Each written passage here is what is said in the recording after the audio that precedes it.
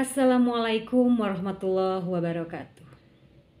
Salam jumpa kepada seluruh mahasiswa semester 4 Sekolah Tinggi Ilmu Tarbiyah jurusan Pendidikan Anak Usia Dini. Semoga semuanya sehat, bahagia, dan berkah.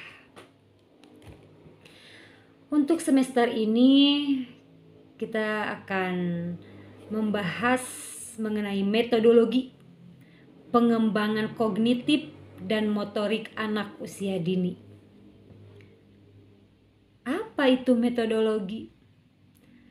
Metode, berarti kan cara yang tepat untuk melakukan sesuatu. Sedangkan logis ya, logi gitu ya. Seperti dulu kita zaman SMA atau SMP. Logos artinya ilmu. Nah, kan gitu kan. Berarti ilmu pengetahuan. Jadi kita simpulkan metodologi itu cara melakukan sesuatu dengan menggunakan pikiran secara seksama untuk mencapai tujuan. Nah, kita sebagai guru nih berarti mempunyai cara, ya, tujuannya apa untuk untuk pengembangan anak usia dini, ya, baik itu secara kognitif maupun secara motorik. Metode pengembangan kognitif, ya, apa saja itu metode pengembangan kognitif? Dari metode bermain, bercerita, study tour, eksperimen, tanya jawab, penugasan, demonstrasi, dan ada sosiodrama. Ya, walaupun kita mengajar jenjang anak usia dini, TK, RA, Kober, kita juga harus mempunyai metode yang beraneka ragam. Jadi kita kan ada metode, misalnya kita belajar ya, ibu-ibu masuk ke kelas, kita sudah mempersiapkan metode apa nih untuk belajar kali ini. Misalnya dengan metode bermain. Nah, jadi ada pembelajaran di sana gitu, ya. Terus ada lagi metode bercerita. Misalnya tentang cerita-cerita muslim, cerita-cerita Rasulullah, cerita-cerita para nabi. Berikan kepada anak dengan metode bercerita. Berceritanya jangan membosankan gitu, dengan dikolaborasi dengan metode bermain, ya, ada metode tanya jawab gitu, ada juga penugasan gitu. Masa sih bisa kolaborasi metode sekaligus? Bisa, ya, walaupun anak-anak TK, anak usia dini, kita sebagai guru PAUD harus bisa gitu ya. Ketika kita bercerita, kita berikan stimulus dulu. Anak-anak, sebelum ibu bercerita, nanti setelah ibu berikan cerita, ada permainan ya. Permainan itu, jawabannya itu ada di cerita yang akan ibu bacakan. Jadi kan respon anak itu bagus ya. Ada stimulus dari kita, ada respon positif juga dari anak. Ada penugasan gitu. Itu kan jadi kolaborasi gitu ya. Jadi metode bermain, bercerita, penugasan gitu. Ada lagi metode study tour, banyak kan, itu seperti manasik. Sebenarnya itu metode study ya, study tour gitu ya. Itu pembelajaran juga gitu ya. Itu mengembangkan kognitif juga, mengembangkan kognitif dan motorik juga. Dan ada metode demonstrasi. Bisa gak diterapkan di anak usia dini? Bisa. Kayak gitu Bu, anak usia dini presentasi bisa. Yaitu sesuai dengan umur mereka gitu. Tidak usah resmi kayak saya ini misalnya, atau kayak ibu-ibu presentasi di depan. Iya. Kan bisa anak, silakan presentasi. Menurut Ananda, gimana tadi yang didengarkan oleh kalian? Ibu bercerita, coba ceritakan lagi. Kan dipresentasikan, diceritakan. Atau silakan presentasikan bagaimana mama ketika membuat telur ceplok di rumah gitu. Ya. Jadi ada metode-metode yang memang anak tidak jenuh gitu. Jadi dikolaborasikan. Ada lagi sosiodrama gitu. Jadi bermain peran gitu. Bagaimana mereka memerankan sosok ibu, memerankan sosok ayahnya di rumah gitu, memerankan sosok ibu guru, bagaimana berperan mereka menjadi sosok seorang guru, kan lucu-lucu gitu. Jadi gak jenuh. Kepada kita juga seorang guru gak akan merasa jenuh gitu ya.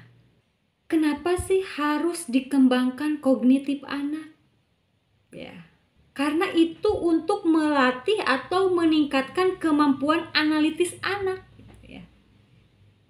Jadi anak itu tidak semacam terus menghafal, mengingat, terus misalnya berhitung dan sebagainya, tapi ada analitis ya. Jadi kemampuan meningkatkan analitis, jiwa analitisnya gitu ya. Jadi kalau jiwa analitisnya itu dalam dirinya itu selalu bisa improvisasi.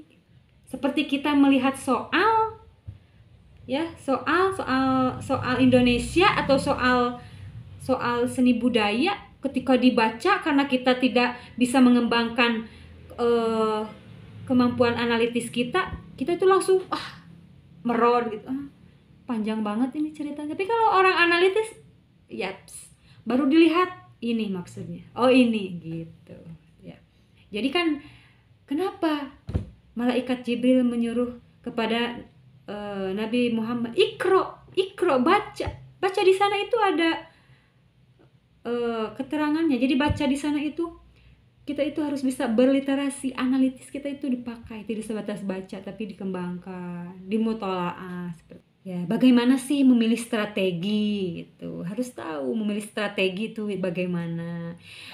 Hari Senin strategi metodenya yang ini, strateginya bagaimana. Kalau misalnya metode bercerita, strateginya berarti anak dibagi kelompok dulu.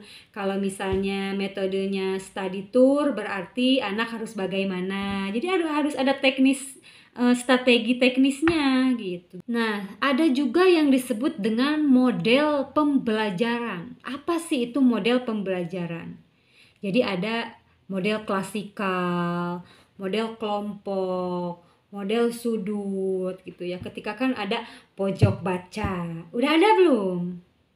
Di TK ada pojok baca, ada kelompok, ada model klasikal ya. Itu sudah dipelajari ya di semester sebelumnya gitu. Nah, silahkan, itu ya model-model pembelajaran. Kita sebagai guru itu harus konsisten supaya pembelajaran itu efektif. Gimana cara teknisinya? Jadi konsisten. Kalau minggu ini kita sudah membuat program gitu ya, pembiasaan dari mulai pagi kita itu baca ikro, terus ini, terus itu, besoknya Selasanya yang pertama ini, terus itu. Kita itu harus konsisten ya, karena yang susah itu konsisten ya. Kalau kita membuat program, merencanakan sesuatu, semangat di awal, banyak orang bisa melakukannya. Banyak orang semangat, saya mahasiswa baru nih, semangat, tapi tidak konsisten prosesnya, mundur, kadang pas akhir tidak mau menyelesaikan. Begitupun dengan kita mengajar pada anak, harus konsisten ya, agar efektif. Jadi jangan terburu-buru kita lari, terus kita capek, tapi kita berjalan agar tidak sesak, agar kita konsisten terus mencapai tujuan gitu. Jangan awal-awal kita lari karena udah capek, ngos-ngosan kita letoy lesu, enggak. Jadi dalam segi apapun itu harus konsisten.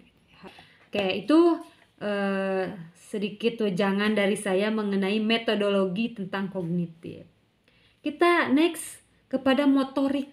Nah, motorik naon atau bu, motorik teh gitu ya. Itu kemampuan gerak tubuh yang perkembangannya dipengaruhi umur.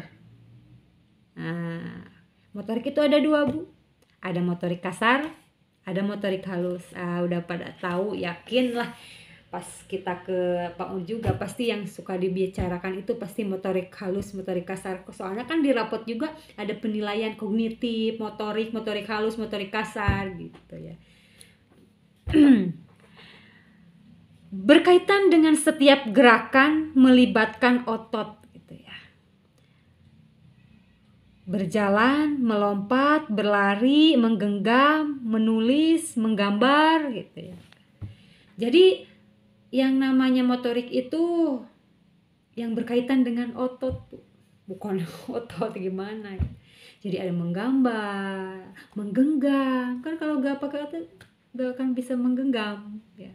Menggenggam, menulis, ya itu motorik gitu. Berjalan, melompat gitu, berlari gitu ya. Itu ada sebuah motorik. Nah, bagaimana kita membedakan antara motorik kasar dengan motorik halus? Kalau motorik kasar itu merangkak, melompat, berlari, melempar. Nah, saya lempar Anda dengan uang. Itu yang dinamakan dengan motorik kasar. Kalau motorik halus, apa motorik halus? Motorik halus itu menggunakan otot-otot kecil. Kalau tadi kan melempar pakai otot besar, ekstra hot, ekstra pedas. Berlari itu kan motorik kasar, perlu otot yang besar. Kalau motorik halus itu jadi hanya memerlukan otot-otot kecil. Misalnya apa? Mana membuka pintu, kan membuka pintu. Wah, kan gitu kan? Gitu, seperti buka pintu. Nyikat gigi. Jadi kan gak usah ngawahan hula, badai nyikat gigi kayak teka tuh udah ngawahan hula. Iya. Enggak kan? Set, itu kan menggunakan tangan. Itu motorik halus, Bu. Cuci tangan, 6 langkah cuci tangan. Ya, gimana? Masih ingat, Bu? 6 langkah cuci tangan gitu. Ya, gimana sih? Lupa gitu ya. Udah agak covid. Kalau cuci tangan udah gini aja paling ya, selengkangan atas gitu. Melukis, menulis gitu ya. Membuka, menutup gitu. Itu motorik halus, Bu ya. Menggambar, melipat kertas, menggunting gitu ya. Meronce gitu ya. Jadi itu motorik halus. Jadi ibu-ibu nanti kalau ada pertanyaan jangan jauh-jauh ke PPG lah. Kalau ada di rapot, itu udah pada paham ya. Jadi jangan ketuker motorik halus sama motorik kasar. Apalagi ibu-ibu nanti setelah lulus kepanggil PPG. Itu banyak soal-soal tentang perkembangan kognitif, perkembangan motorik ya, motorik kasar, motorik halus, tentang metode belajar. Apalagi metode belajar tentang behavioristik itu banyak dibahas dalam PPG guru PAUD. Silahkan sekarang dipelajari. Jangan sampai kita menyesal menjadi mahasiswa gak sungguh-sungguh gitu. Ya, sebenarnya banyak yang saya ingin sampaikan. Mudah-mudahan minggu depan kita bisa bertatap muka langsung, karena sekarang bulan puasa, bukannya ini menjadikan penghalang untuk kita bersilaturahmi langsung karena masing-masing mempunyai kegiatan yang lain. Ya, jadi kita tetap silaturahmi lewat video ini ya. Seperti itu. Silahkan untuk kehadiran bisa diisi di form atau bisa di komen juga di channel YouTube ini ya. Silahkan di-share sebanyak-banyaknya dan silahkan dikembangkan. Ini hanya wejangan saja dari saya. Untuk mahasiswa silahkan cari sendiri gitu.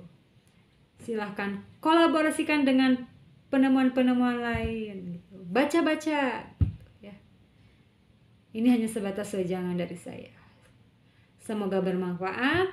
Terima kasih. Jangan lupa ya diisi kehadirannya. Wassalamualaikum warahmatullahi wabarakatuh.